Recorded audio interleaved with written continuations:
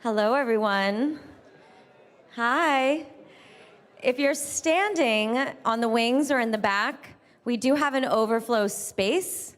If you continue through the back of the space, through those doors past the snacks, before you hit the second half of the Kinsey collection, we have an overflow space. So if you're standing in the back, please go ahead and move through. Welcome. Thank you to everyone joining us online and here at the Kinsey African American Art and History Collection at SoFi Stadium. I'm Bianca Collins, and I'm Director of Public Programs at Zócalo Public Square, a unit of Arizona State University Media Enterprise. At Zócalo, our mission is to connect people to ideas and to each other. Everything we do is free, and everyone is welcome. We publish original writing and present conversations like this one. You can find us at zocalopublicsquare.org, on podcast platforms and YouTube, so please subscribe for our latest programs. We were founded in 2003, and we are now celebrating our 20th birthday year.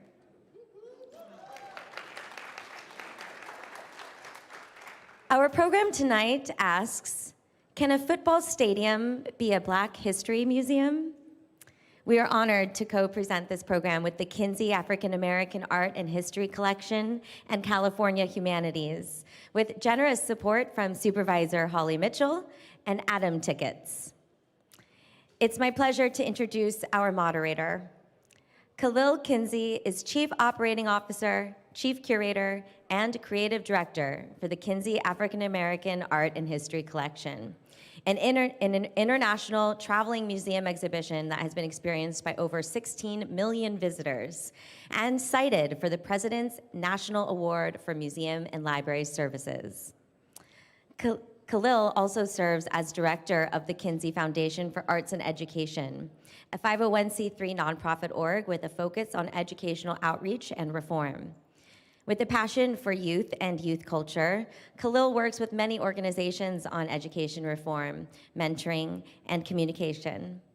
Kinsey is co-founder and creative director of Context Projects, a fine arts space and creative agency specializing in cultural fluency through artistic expression and authentic storytelling. Khalil, over to you.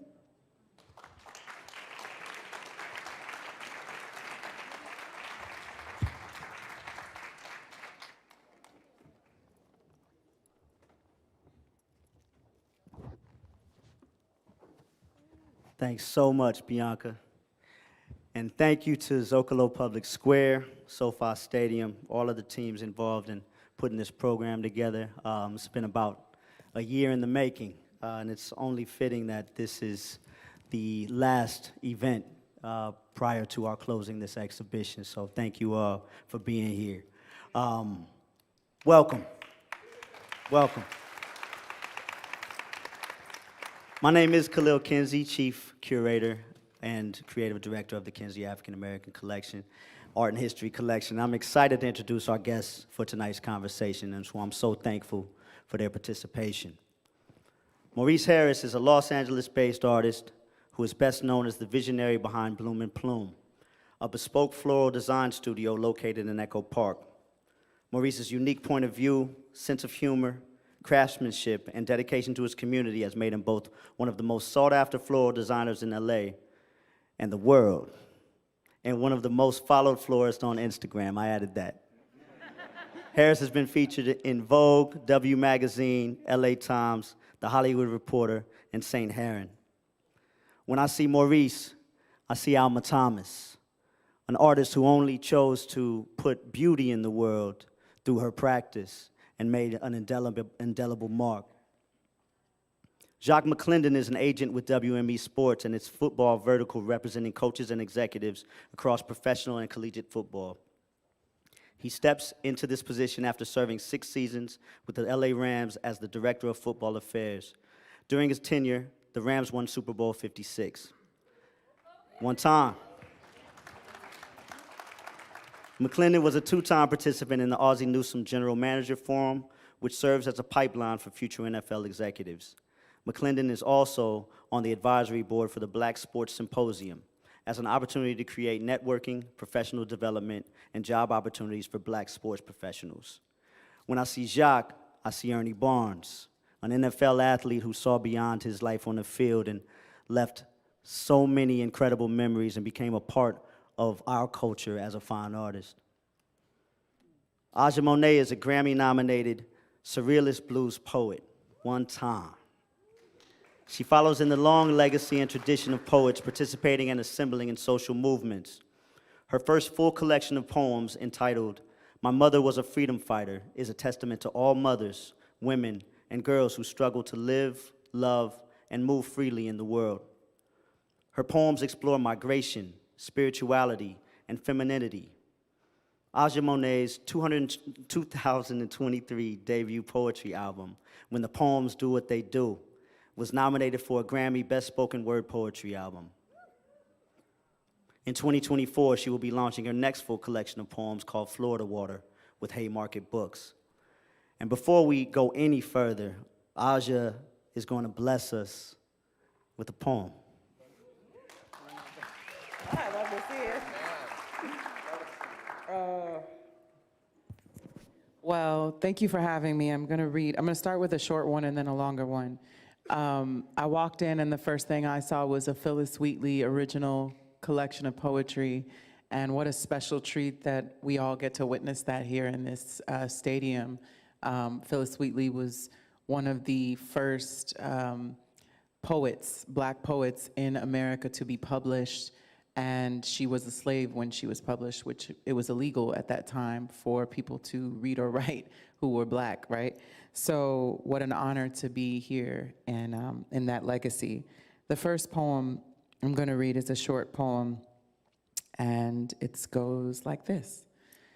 Skin, skin walking like music, all shades of soul, earth, wind, and fire, soft as sleep where the sun kneels to worship, in an open field of flesh, skin, the color of prayer hands, the color of evening block parties and baptisms, spades-shaped heart, skin singing of shorelines, palm trees, and dirt roads, kisses and whispers, stretch marks holding a lover's waist, the gift of gold glowing, shea-buttered scars, a moisturized head nod, a map to a continent, the color of origin, ancient as now, rhythm and bebop, skin, the color of Garvey's starline, or Nina's fearless freedom, a sheet of obsidian silk, moonbeams hollering, a spider on a window pane, skin, double-dutching the darkness, a dance with the blemish of blues, hugging hues of a black mother's womb, melanin marching, the color of dreadlock Jesus, Ogun, skin, luminous, cinnamon, bronze, copper, warm, Sahara, hazel, honeysuckle, cassava, ebony, the small of the back, the nape of the neck, the reach of the wrist, a thigh thinking of cocoa beans, skin, skin, skin. I have loved you longer than loving, glistening still. I have loved you and all your weary ways, stretched across oceans, tongues, and time. I'm actually going to end there so we could do the talk, and then later, if there's time, I'll do another one. Aja, thank you so very much, and I think I speak for everyone where we say keep going. Before we jump into everything, I'm going to say a few words, but I also want to remind the whole audience that we'll be taking questions after the end of the program, and if you're watching online, you can submit questions to the live chat on YouTube. Once again, welcome.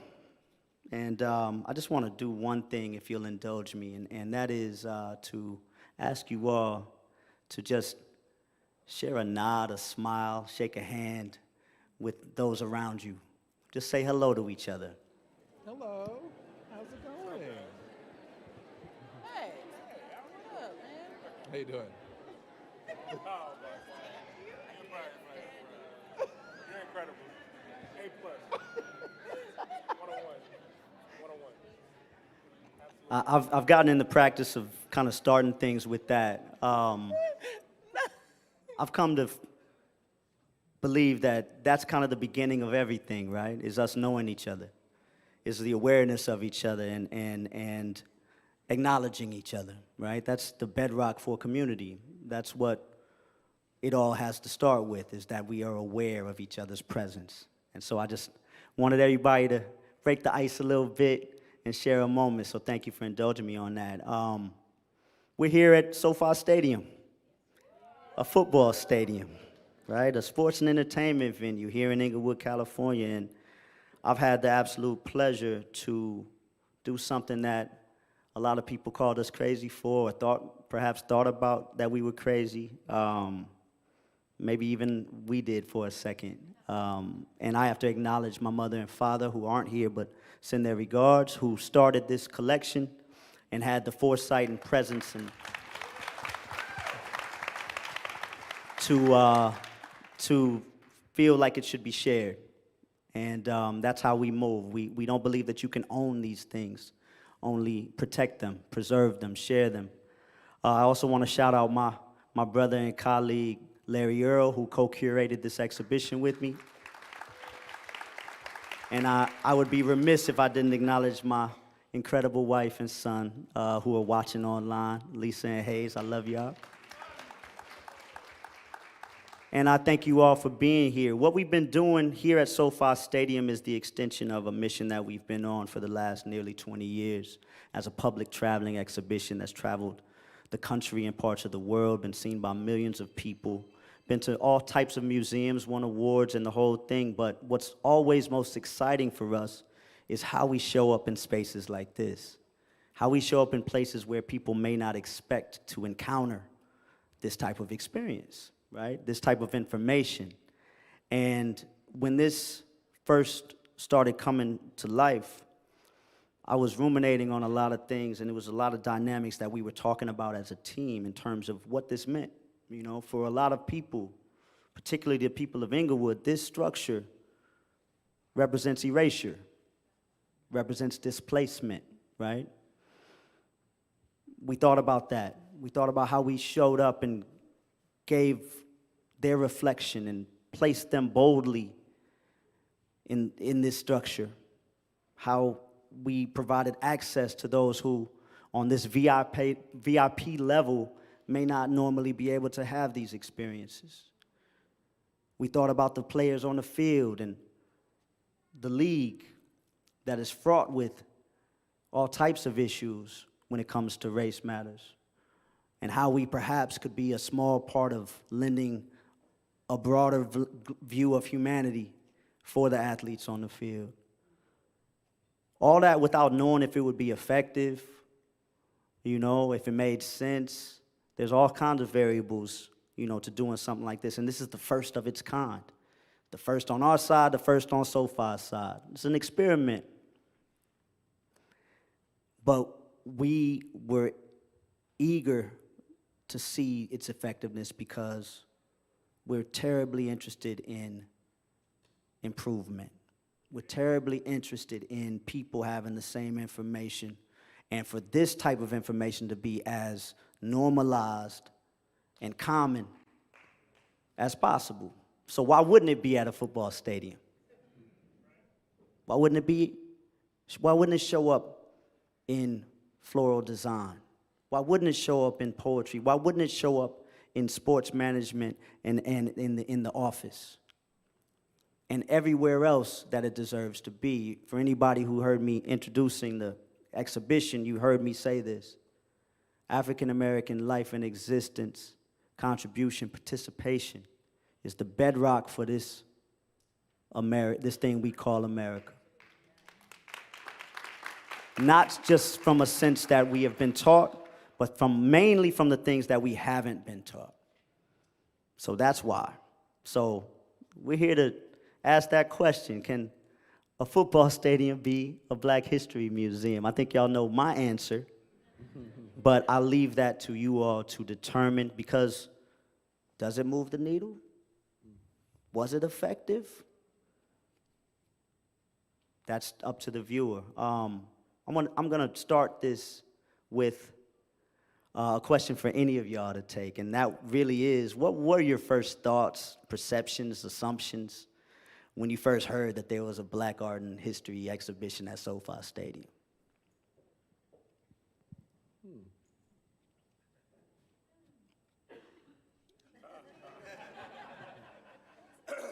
Well, I guess I just got the eye. Look, I think for me, it was a sense of joy, right? You know, this is somebody that, when I think about everything that has happened to me over my lifetime, I've had a lot of access because of an oblong check football, college scholarship, 3 degrees, professional career, executive career, and it all started with a green grass field. Single parent household, don't come from much. So when I see the African-American, art within the stadium, what it means for me is like access, opportunity, joy. There's a lot of things that have happened to me in my life and my career. And it all started in a football stadium. And I don't like to call them football stadiums, I think they can be community centers. Look at all these people in this room tonight. Look at the impact that this thing is having and how we're all having this conversation. So the world's not perfect. There's things that we need to improve on, but this is a start. 30 years ago, would we be having this conversation with this art collection in this room? I would hope so, but maybe not. So we are moving in the right direction. And so when I think about what it means in a stadium, it's joy.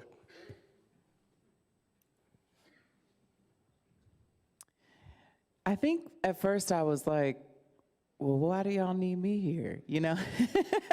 I was like, a poet in a football stadium. But I think, I just was this past weekend in Tennessee and heard John Batiste speak, and he said something about this time being a time where the people are really pushing, I'm paraphrasing, of course, but pushing for us to do away with binary and to do away with sort of these rigid definitions of our identities.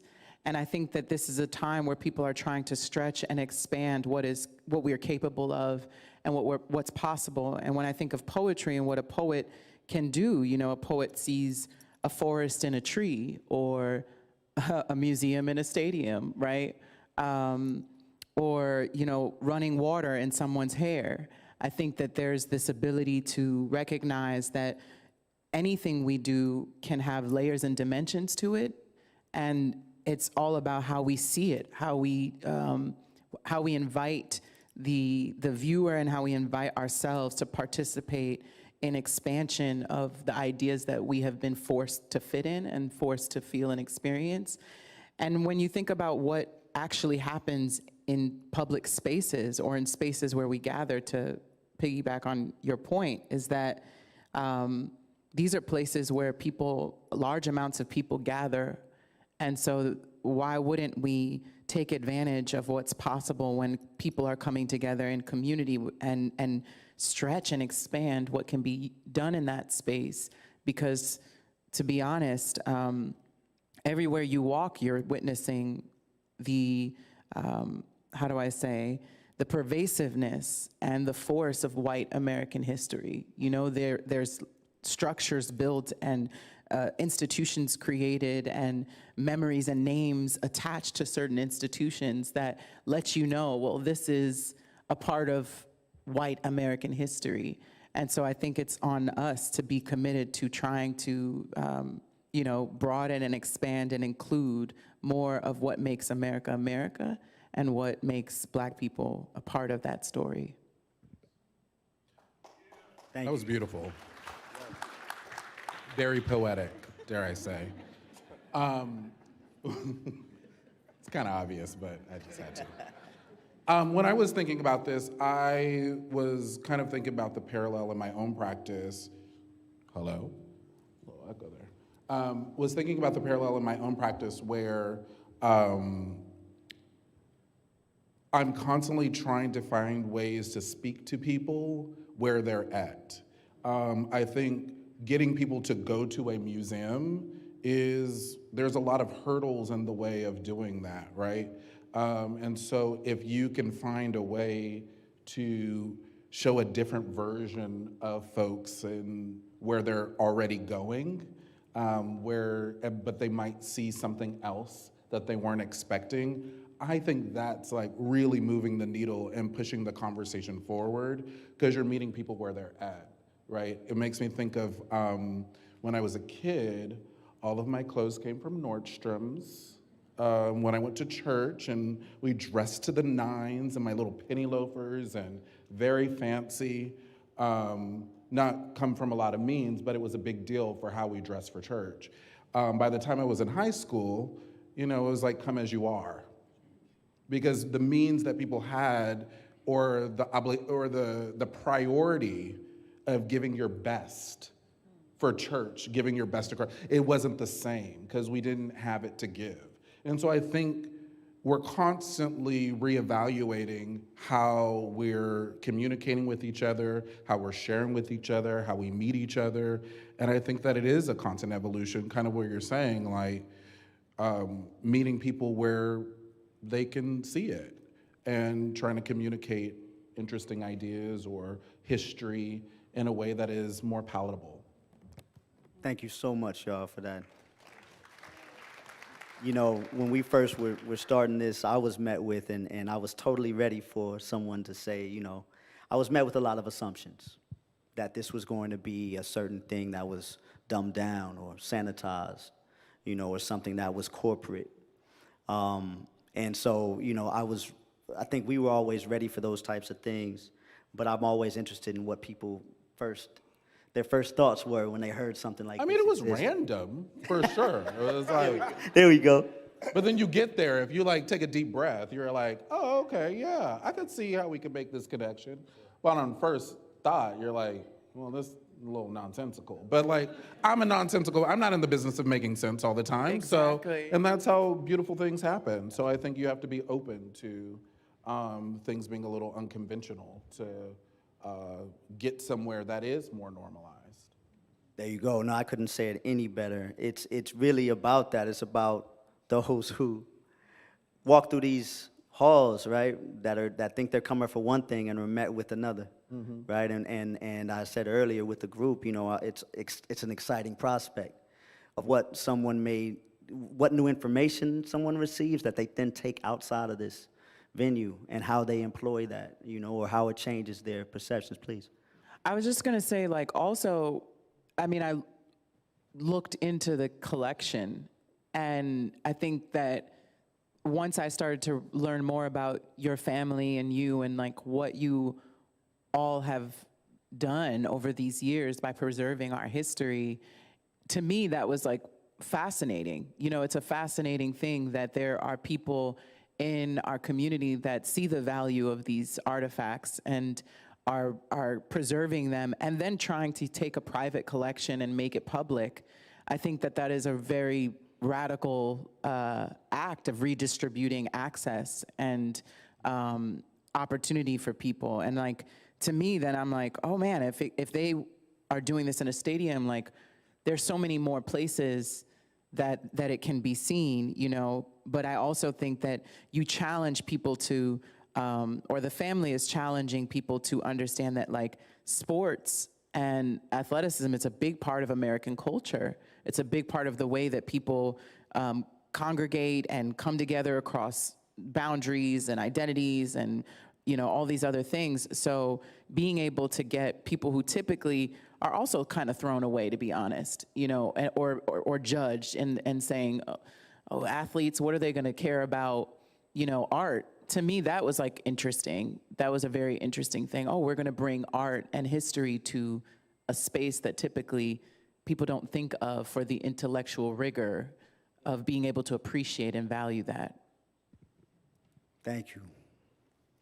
That's actually a perfect segue. I wanted to shine a light on Jacques, and that's really the intention behind this panel, and this discussion, is to really not only speak to what this, environment that we're in here, but really to speak to how this shows up and how we are making space all around and through different layers and lenses and practices. But with Jacques, with you being, perhaps in a position that is most germane to this venue and experience, you know, and given your experience as an athlete and now executive in association with the NFL, and as I mentioned, you know, a league that everyone knows has been struggling with, you know, on and off the field, how black people are treated, you know, frankly. In regards to your work, and particularly how you have been working to illuminate pathways outside of the sport, you know, what has been some of the things that you've been employing? What are the things that you have been looking to and approach in a way that illuminates this fuller sense of being for athletes, as well as the possibilities beyond the sport? Great question. And, you know, I think without a doubt, I've had an opportunity to work in an organization like the Los Angeles Rams, who I know care about having this conversation. And so what I've come to find out is I look across this room and we're having a conversation about Black African-American community, and there's a bunch of races in here, right?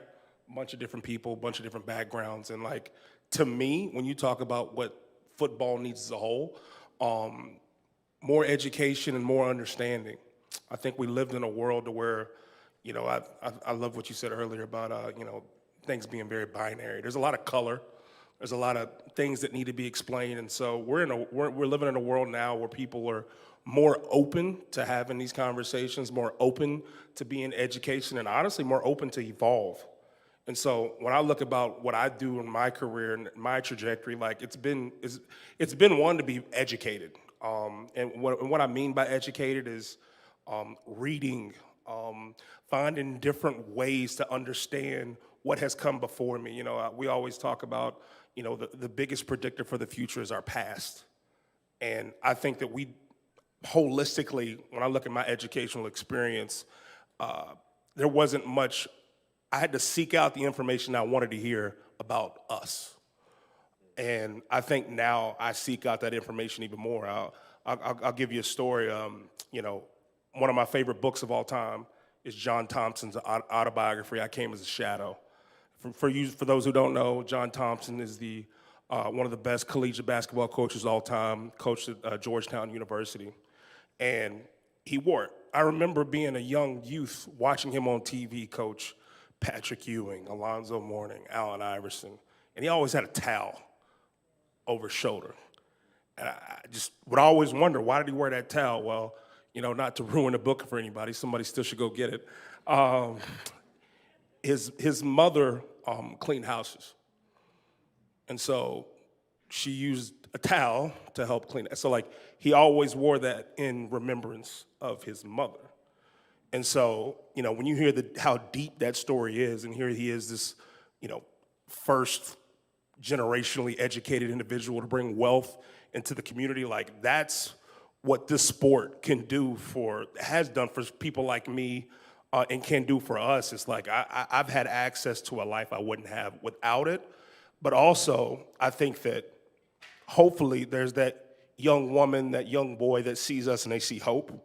But also, not just within football, right? Like, I hope you're looking at the executives. I hope you're looking at the CEOs, presidents, and seeing what you can be. Because football has an immense platform. We all know the eyes it has on it. An immense responsibility. And I love what you said earlier. Like, there's been a lot of, let's call it, you know, chaos within the story of making sure that, you know, the Black community's been uplifted, especially as players and executives of having the same opportunities as everyone else. I feel like progress is being made. And so, you know, just going back to what you asked me earlier about, you know, what did I think about the exhibit? I see joy, I see progress. But also still there needs to be more uncomfortable conversations that need to be had, just like we're having right now. And so, you know, I want to continue to be one of those people that are speak up and having those conversations in the right way so that we can continue to have progress. Thank you, Jacques. You know, you spoke about your favorite book. I'm going to share mine. I was given Gordon Parks' A Choice of Weapons as a teenager, and it changed me in a lot of ways because I was able to realize that I had agency in my decisions as far as my contribution to progress or to the fight, right, for the movement for Black lives, and that activism shows up in so many different ways. And it's often the things that we are already doing, right? Or the things that we're passionate about and have some sort of talent in. And that's what I think about a lot when I think about you, Aja, you know, and what I didn't say when I was introducing you is that when I see you, I do see Phyllis Wheatley, right? I see that history, I see that legacy, I see that brilliance, and I see that your choice of weapons is your talent with your brilliance with the written word and the spoken word. And as an activist, you know, what first compelled you to use your voice and perspective in this way? And you know, very specifically, who do you most hope to reach, right, in with your voice, and how does that hope inform your work and practice? Thank you for that. That's a very kind word to offer for me. I appreciate it. I think for me, one of the things that I've been trying to do better at, I was talking to Bianca about this, was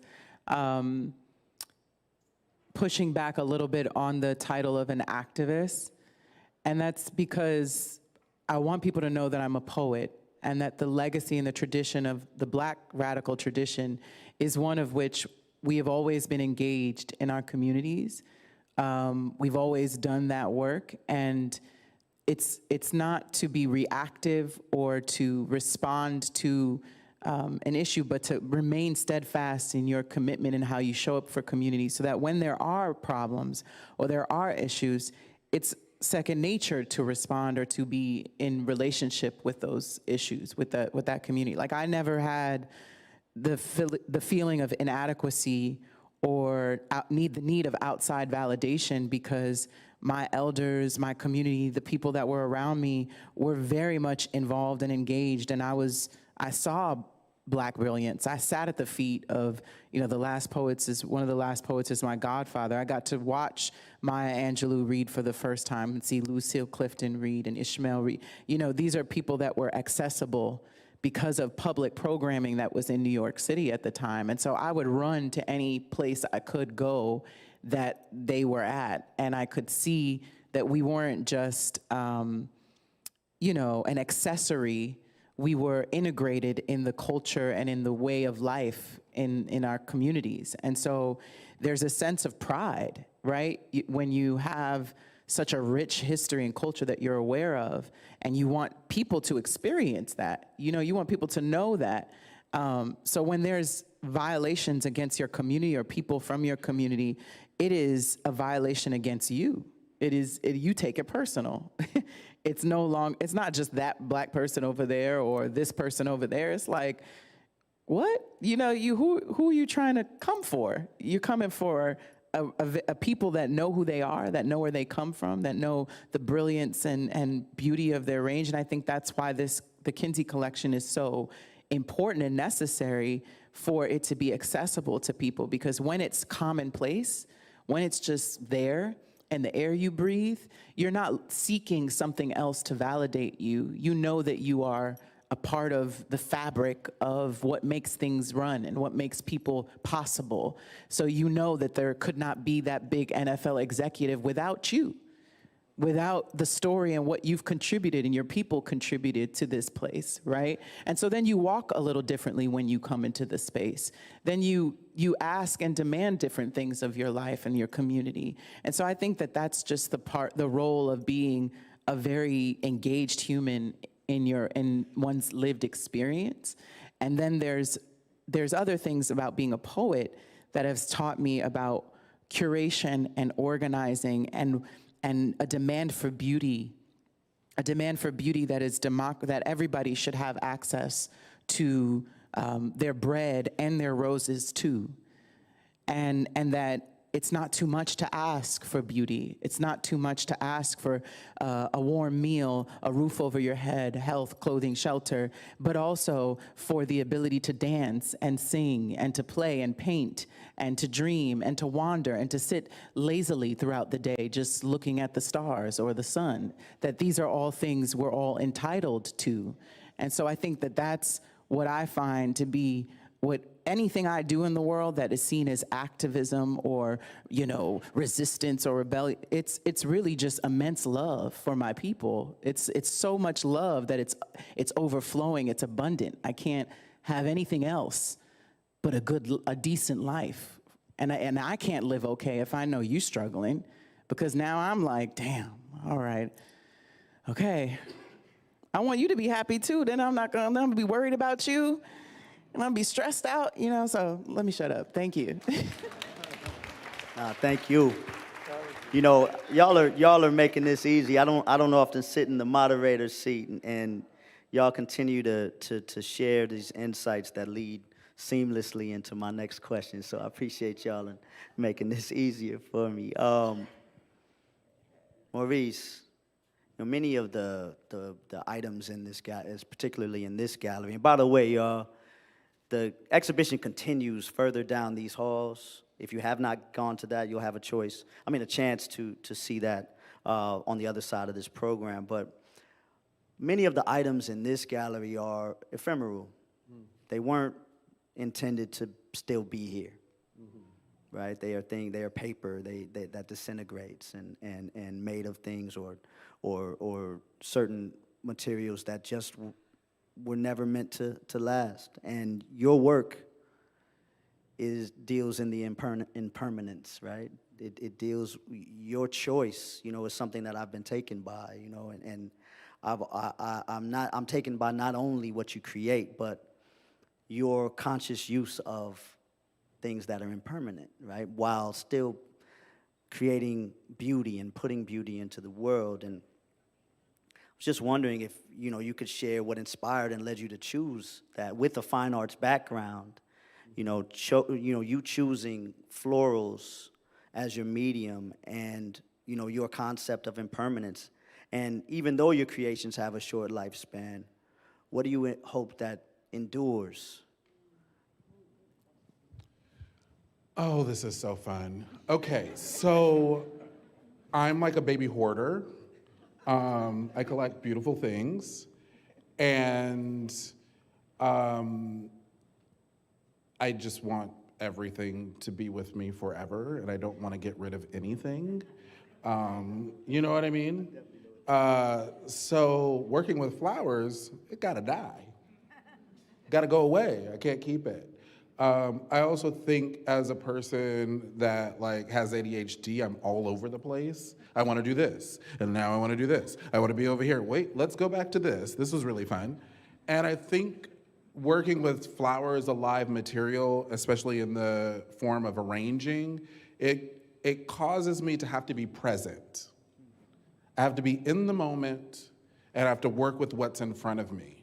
I have to be very focused, and I have to be like, okay, what we're creating with these things, they have such a limited time span that we get to engage with it, that no photo, no video really captures what it's like to see it in person. And that is the thing that I think is the most compelling about the medium itself, is that you have to be present. The smell, the colors, the materials being combined together are just so unique. And,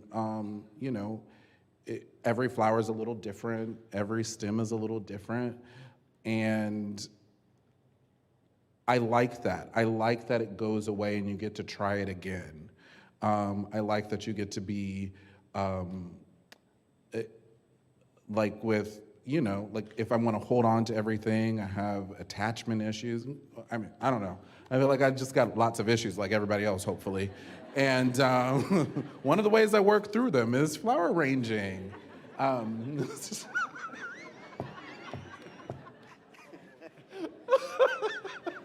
But real talk, I think using my hands and making things, and I can't keep everything I make, so it just dies and it goes away. And I think it's a beautiful sign of the circle of life. I think we forget about our humanity. I think that we forget that we're all gonna die one day. Ooh, spooky. And I think we forget our urgency to like be present to what's happening right now, what's in front of us, how to enjoy that life, how to like reconnect with nature in a way that like really makes us happy. Like my house is pretty nice, like in terms of like, I like to decorate and make things look pretty and all that stuff. And like, so I have lots of like, and I have lots of things, so it's cool. But like when I actually do flowers at my own house, which I rarely do because who has time for that? I can't afford what I do. That's crazy.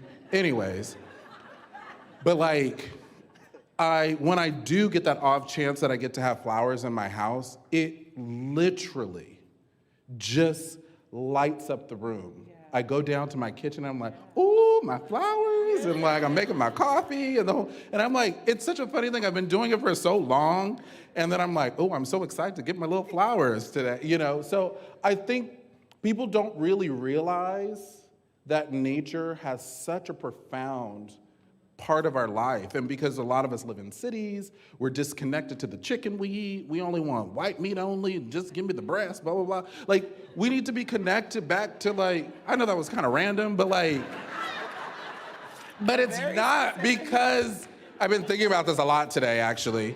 Because think about it, it's like, we're so disconnected from how the circle of life works, right? Because we don't have to see it. It's like I just get in a little package and then I fry it up and then I like eat it and I'm done. But it's like a whole animal lost his life for you to just get one of the boobies. You know? Like, then you just want to throw away the thighs and throw away all the, it's just like weird and when you really think about it. So, in conclusion,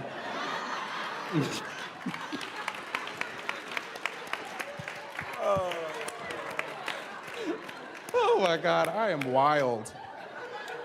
I just want people to like see that the beauty that they're surrounded by, the nature that they're connected to, and to get that more often than not. I think for so long, especially as folks of color, we don't really have access. Like, we just have been in survival mode. And if you know what it's like to be in survival mode, you ain't got time to make it all pretty at the same time, kind of like what you were saying. We should have time to just sit and do nothing for a second.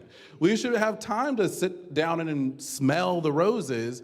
And I think it's a great reminder that because those flowers are gonna die, you have to do it now. You can't wait till later. Shit's already dead. So that's my goal. That's beautiful, thank you. That's perfect timing. Really got me turned up. Truly appreciate you all, you know, in this incredible conversation, and got to wrap things up and gonna have a Q&A shortly, but, you know, I did a show here last year that was a show of 22 contemporary artists called Continuum. It was done in conjunction with my good friend Rick Garzon of Residency Art Gallery here in Inglewood.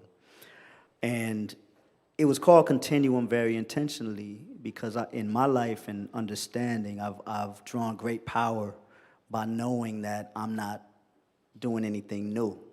Mm-hmm. That there are people that have left examples for me, and that none of it happened individually. It happened through community and love, and that those examples are what allow me to do what I do and to continue to move forward, and that therefore we are all on this kind of line of time of continuum, this time continuum, that oftentimes in the telling of our stories we feel disconnected from. And what's baked into that is the power of example. The power of example in all of our lives and how we harness that. And that we normalize the work to where we don't feel special in the same way, right? Where we know that we are a part of something and part of continuing something, and that we feel the power that was left for us to harness. I do what I do because I feel that power, and I venture to say that you all do what you do because you feel that power. And this exhibition, this example, if you will, you know, is not solely to showcase or to see what we can do with our collection and African American information, right? Historical information. But perhaps an example of what a venue like this can do ongoing, right? How it enriches visitor experience and provides information beyond what is going on the field or on the stage, right? And how we look at what's all around us with new eyes and a fresh perspective. When this closes, white walls. It's just gonna be blank. It's gonna feel very different in here, right? And the people who have been here are gonna always notice that. So hopefully, this pushes something forward. It doesn't have to be black, but something that enriches visitor experience in one way or another. But back to the power of example, who's served and what is served in your lives as that example that you directly or indirectly harness, right, the power from in your practice? That's pretty straightforward for me, so I'll go first. My grandmother was a florist and a milliner, and my grandmother has 8 children, and she's very, very talented, very smart, very clever, and she sacrificed her creative, entrepreneurial efforts to raise her family and take care of her husband and those sorts of things. But as a kid, I was always around her watching her creative expression. That was also filtered into my mother, and I got some of that as well. But just directly watching her create, that's what I wanted to do. And I put what's often seen as a craft medium, flowers is normally seen as a craft, in a fine art context because my grandmother is a fine artist. But that never got that acknowledgement. That was always just like, oh, she just makes those really fancy church lady hats. But like, go on my Instagram, go look up the video that shows all my grandmother's hats, next level, and you'll see what I'm talking about. Because we often dismiss certain things because it wasn't done in oil paint. Or it wasn't done by, said white man who then dictates what gets to be fine and what's less and what's more or whatever. When my grandmother is brilliant, I got to study under this brilliant person. My mother is also incredible. And to carry on that legacy in any sort of capacity feels like such a privilege. And I want to elevate it to the level of where it should have been the whole time.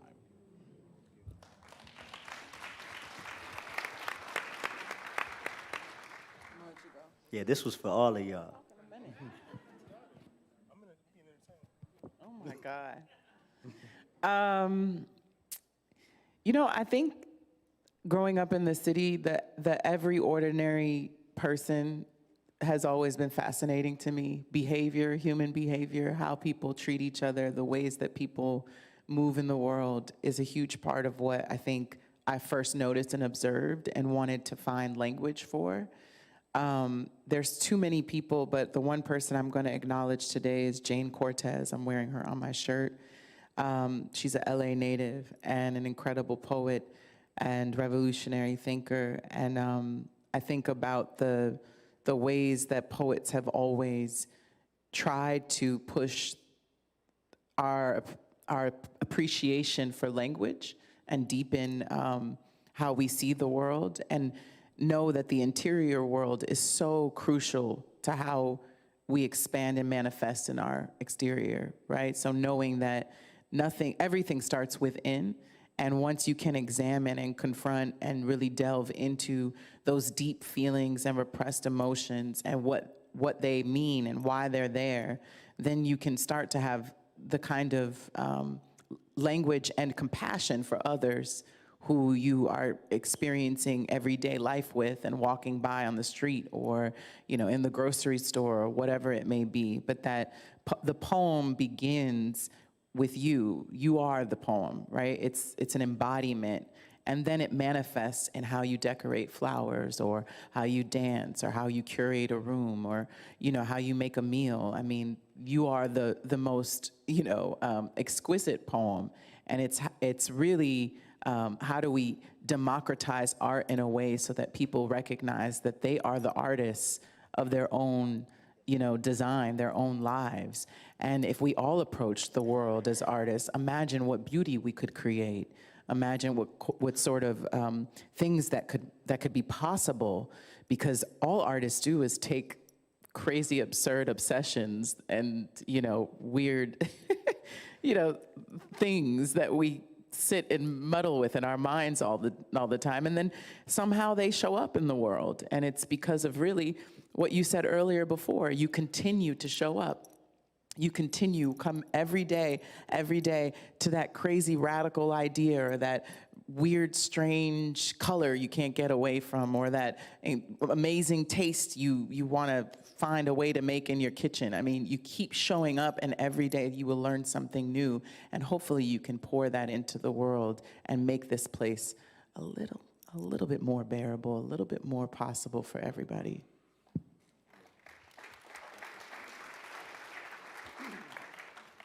When you talk about that example for me, man, it comes straight to representation. I remember it was my rookie year as a player. Jim Caldwell was my head coach. That was the first time in my athletic career with an African-American head coach. And so when you talk about wanting to get to the executive level, wanting to work in the front office, now sitting in the agent seat, we're 10, 20 years away, first this, first that, first this, first that.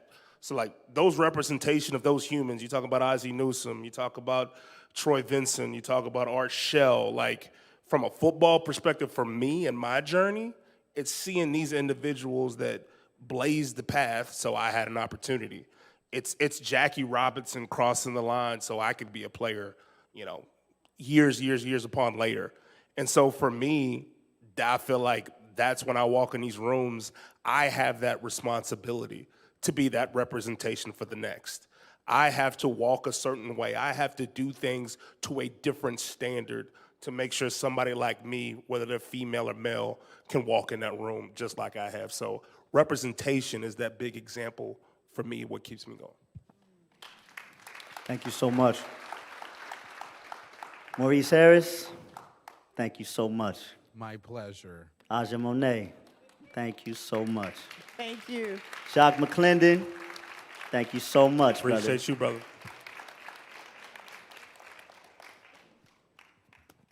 Now we're going to take some questions. Okay, so if you have a question, please come line up over here by the microphone. And we're going to start with an online question. Khalil, this one's for you. What do you feel is missing from the collection? That's a long answer. And great question too.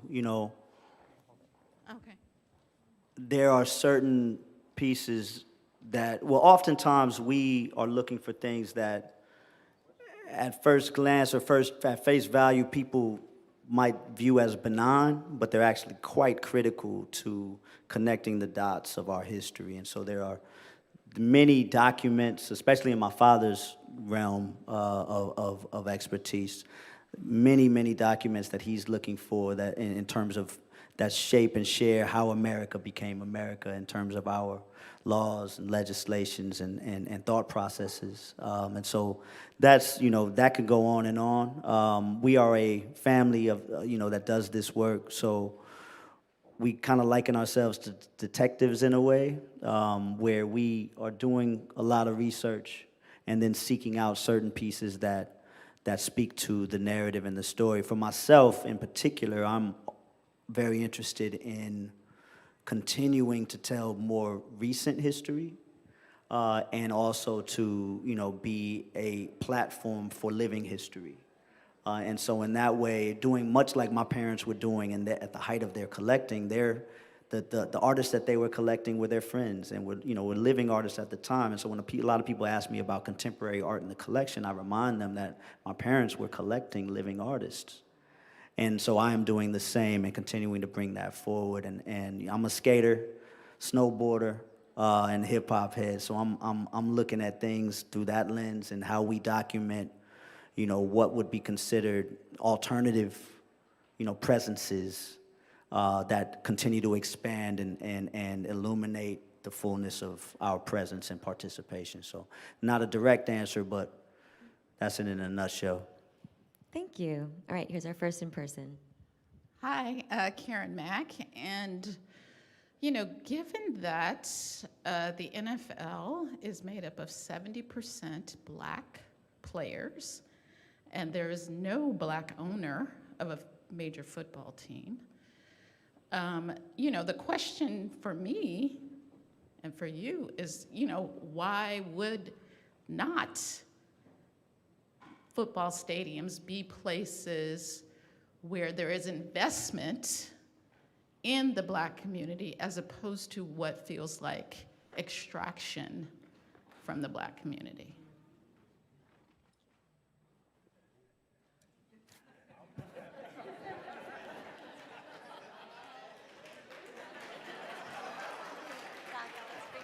Great question, by the way. Thank you so much. I'm going to let Jacques take this one. It seems like everybody's going to let me take this one. Phenomenal question. Phenomenal question. And I think that, how I would answer that is in such a way of there's work to be done. And when you talk about that representation of ownership, these teams are expensive. And so from what I would say is, like, from a wealth perspective, the Black community is just probably now getting to a place to where there are some people in that pool to where that we have opportunities. And I think that in the near future, you will see something of the sort, and it's already started with a lot of minority ownership of other teams. Look at what the Denver Broncos did. They have 2 African-American minority owners, and eventually we will see a majority owner. And I do think that there are a lot of programs that the league does have where they're trying to pour back, but let's call it what it is. There's still work to be done. The right people are having the conversation, and I'm hopeful that there will be progress. I would actually add to that now. I do have some. I think part and parcel to this is what we know of ourselves and what we know as far as our history and how we harness that information and power. In our communities, sports and entertainment has been one of the viable options, right, of how people make it quote unquote out, and support their families and things like that. And again, back to example, when you see that over and over again and you're denied other options and pathways and through systemic ways, then it becomes a part of your way out, that you're going to identify this avenue or this avenue, and you might not look beyond that because the example hasn't necessarily been there for you. And so even though the example isn't there necessarily in football, it is there elsewhere, and it's up to us, I think, collectively to continue to expand that knowledge and consciousness so that there are more avenues that people see as viable and possible. Possibility is the main thing. We have to be able to know that it's out there, that the potential is there, and that the possibility is there. Can Okay, I just say real quick, the people have the power, and we all have the ability to also not participate. And so I think it's important for us to know that, like, we often create the narrative that, like, okay, there's work to do and we need to be a part of there, and if we're not a part of it, then we will get excluded. But sometimes not being a part of something is actually your superpower, and realizing that you have to create the alternatives for the things you want to see, and to know that if we can get collectivized and organized around something that we're frustrated by, it means that if we're all in agreement that this thing is frustrating us, then we can boycott. We can say no. We can say we won't give our money. We can find other ways to put our money into our communities. Like, let's be honest, we spend a lot of money on stuff that actually isn't contributing to us as well. So I think recognizing what are the things that we can do as well that doesn't always involve us trying to fit and finagle our way into the function to be a part of the institution that doesn't even care about us. So I think that there's value in the compromise of trying to negotiate, but once we recognize that people don't value us, I think it's okay to walk away and say, let's go where we're valued and let's create the new spaces for value. Amen and Ashe. Hi, I'm Cheryl Farrell. Thank you so much for this exhibit. This is a question for anyone. When you have shown up as the only one in the space, there's no one that looks like you, how did you keep going with your vision? That's for the young people and the not so young people. Well, I mean, I think my parent, I'm at a really interesting crossroads with this idea. I was raised with the notion that I had to be 10 times better, so I just automatically, like, whenever I was in those spaces, I was like, y'all wish. So, like, I always had this air of, like, I can do it, I can do it, I can do it, and it really gave me a false sense of community because I didn't really see myself. But because I'm often very uncomfortable wherever I go, but I never let it stop me from doing what I need to do. And I think if anything, being in those spaces where I did not see myself really primed me to live that way, whether that's good or bad. It's just how I know how to operate. Like, I'm kind of a shy person, but I don't have room to be shy. I gotta make some money. I got things to do. I got people to see. I wanna grow. I wanna, like, live. And so I can't just, like, stay in a closet somewhere. Heaven forbid, bust me out. Hello. My name is Kathy Givens. I want to say thank you. All of you guys did a great job. But this question is for Khalil. We talked about the beginning and end of different things, and I'm just curious for the Kinsey collection. You know, we will perish, all of us, but the collection I'm sure will live on. And so I'm curious to know if you could share what will happen with the collection when we are all gone. It's a great question. Thank you. We are in the midst of working through some of those things right now, and I don't have a definitive answer other than hope, right? I mean, for me, it's knowing that this is my life's work, right? Just as it has been my parents, I have picked up that mantle and am the next generation to carry it forward, and hopefully am a bridge to generations behind me and us that are sparked to carry it forward and do the work and be ambassadors and people that continue propelling it forward. You know, I often don't try to dictate what anyone should do because, you know, now with the son, my hope is that he will be somebody that is affected and impacted in a way that he wants to carry this forward, but he might not because he's his own person, and I am hopeful that he will find his path. So what we're talking about now is a permanent location for the collection, a museum here in Los Angeles that will take, you know, some time to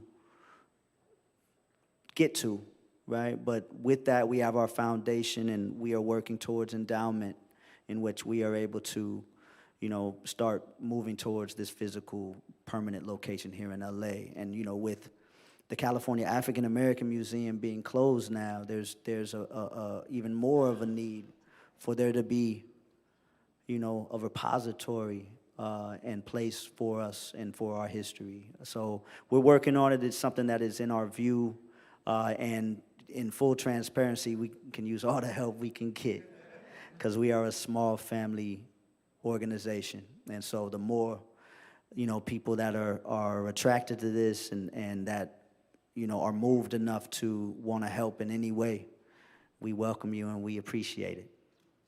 Okay. This is the last question we have time for during the recorded program. However, the reception afterward will offer plenty of opportunities for folks to speak with the panelists. So here's our last question. I'm going to end this with answering your question. Should exhibit like this be in the stadium? Yes, it should. From the standpoint of when they got rid of James Harris, I let go the NFL and never would have come here. But because this exhibit is here, that's why I came. Much love.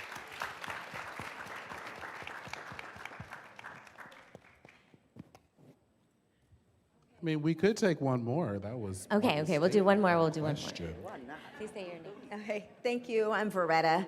I really appreciate the opportunity to come. I came to a private event that you had here, and I honor you and your family, first of all, for being the remarkable storyteller that you are and telling the story, my story of Black history and growing up in segregation and seeing cross burnings and experiencing the trauma as I'm coming through here. I know that you're in the Holocaust Museum, and I know that there's a lot to say about never forget. As you walk through and you see the certain artifacts and memories that you have in here, it does evoke pain, right? And we are here, we live here with our oppressor. And so we're constantly reminded of what, you know, the trauma is and what we have fought for as Black Americans in this country. My question is mainly around do you have the same, when you're in the Holocaust Museum, is it that same sense where you actually feel the pain? You know, when people are walking through, it's, you know, I don't necessarily see the emotion, and so just wanted to see if you could give me a parallel. Thanks. At the Holocaust Museum, it's a serious show. It's a very serious show. We open with Cape Castle doors from Ghana, in which thousands upon thousands of Black bodies passed through on their way to slave ships, never to return, the doors of no return. We open with that at the Holocaust Museum of Houston. We speak to the transatlantic slave trade, the Middle Passage, but I think you can see in all of our exhibitions that we choose to focus on our power. And these are painful points, no doubt, and there's trauma, no doubt, but you know what I always go back to is that we are the greatest story ever told. How else can 350,000 people that arrive here in North America out of 14 million over centuries rise to be the #1 influential culture in the world? Imagine this world without Black folks. Not good. So sure, I do feel the pain, and we see the pain. But what I hope is that through that, right, struggle is meant to be a conduit. It's meant to be something that you get through, that you don't stay in. So I hope that this exhibition, any of our exhibitions, provide that counter viewpoint for our people first and foremost, and then the general public, that this, while no doubt atrocious, heinous, painful, this still is absolutely, ultimately powerful. Our people are powerful, our people are beautiful, our people are graceful, our people are brilliant. Because how else would we still be here doing this and moving this country forward the way that we do? So we are always trying to bridge the narrative so that more people understand that our stories are each other. There's a quote by Angela Davis down the hallway that says that if we know more, we'll actually see that our stories are each other's. So the empathy is what's missing largely, right? And so we hope that it's cathartic, I'll say. That you feel the pain, we want everyone to feel it, not in a gratuitous way, but in a very empathetic way, so that perhaps when you leave, you are expanded in a way that in which you move a little differently and treat someone a little differently too.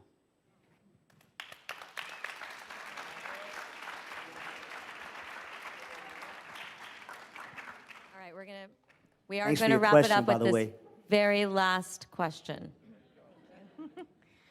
Hey, what's up? My name is Cherie. I'm a video production and audio production creative director here in Inglewood, California. And we have been trying so hard to find ways to capture the stories specifically here in Inglewood, because when I look at what's happening and why I love this collection, but you ask, what is it going to feel like when it leaves?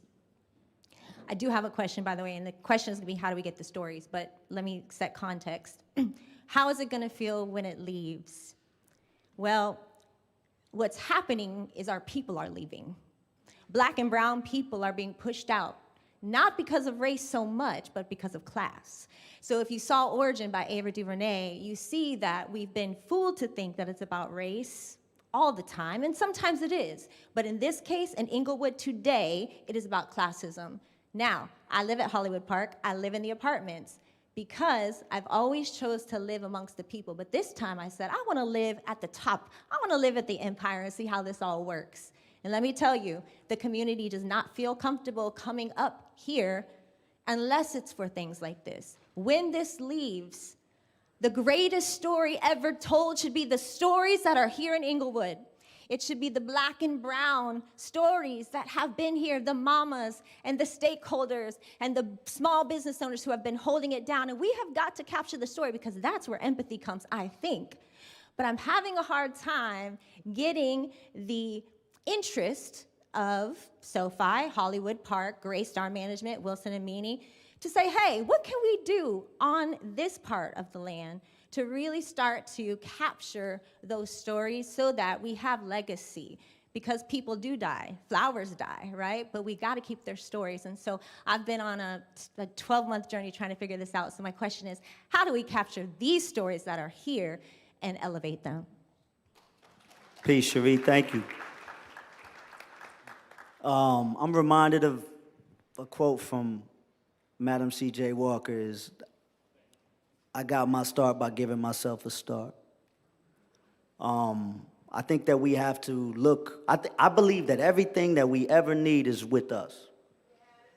I don't believe that we need to look outside of that. I don't think we need to seek outside validation. I don't think that we need to think that we have to work in a certain way other than with ourselves and with our people, right? And so I think that what comes down to it is finding like minds and like spirits, and those with those same intentions, and to get about doing the work. I'm really about, how the momentum, right? And that's one thing I think as a people we've been denied, is the power of momentum, right? Things that continue, and that as a result of continuing, they build, they grow, they speed up, they accelerate, they attract more.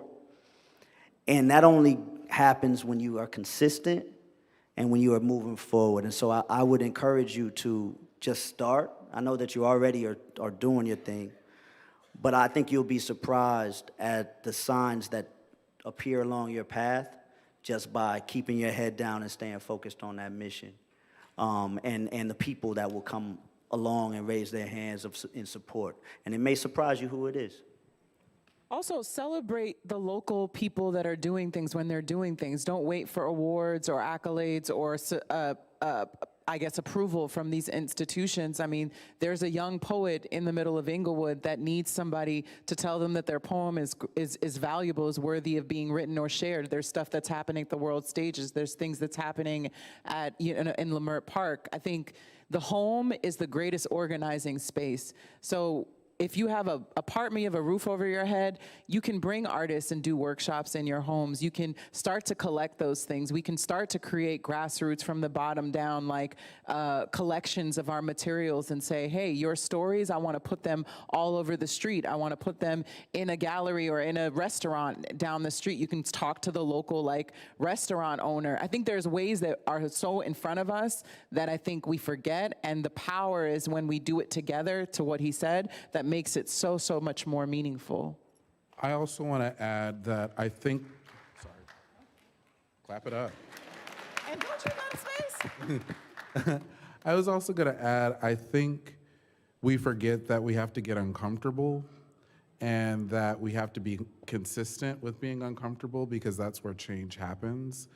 When we were opening our coffee shop with my brother that's in the audience, we got 30 no's for our perfect plan, the money in the bank that we had to have ready, which who knows where we found that. But like, you know, you just figure things out. But like all of those no's for that one yes, you know. I make a lot of content these days, and my marketing person is much younger than me, and I think that I'm a pretty young, youthful person. But my God, I'm so uncomfortable constantly having to do things and say things in a way that like I wouldn't be comfortable speaking. And for me to speak to a larger audience, I have to say it in a way that is outside of my comfort zone. And I think it's important that when you are trying to tell people's stories, that you tell it the way that they want it, or like you figure out ways to communicate in a way that you're seeing how it's done. That's something that has been excruciating for me. I hate it. I only want to do it the way that I want to do it. I know what's best. I'm the expert. I've done this for a long time. And they're like, well, your old ass ain't got nothing going on. Why don't you sit your ass down somewhere? So I think it's about like really challenging your own status quo to find people where they're at. And it's crazy how it really creates a whirlwind when you get outside of like your sense of understanding.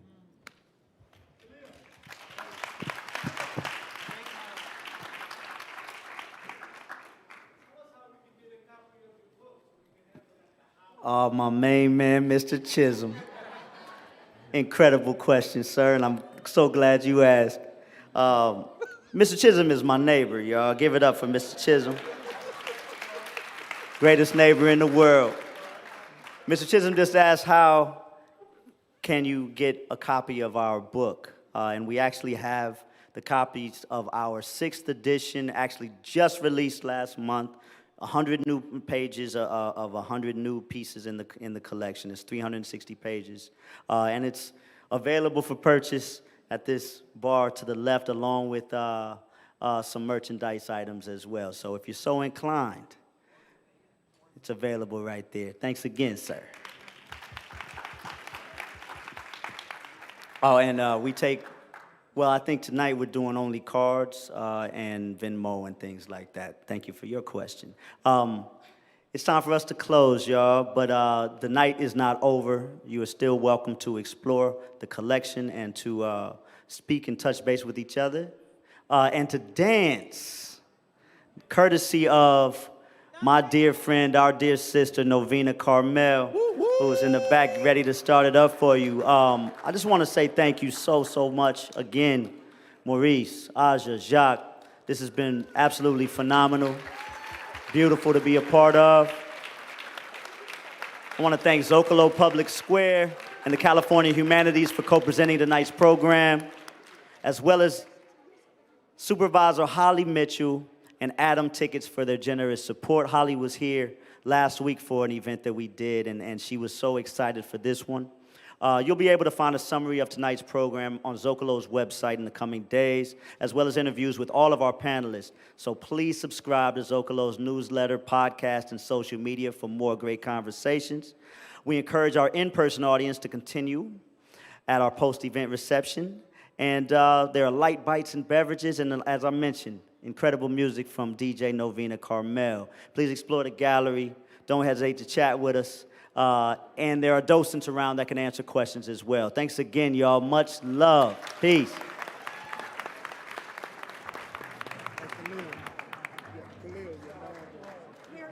That's my mom. That's mom? Thank you. I've come here like 3 times.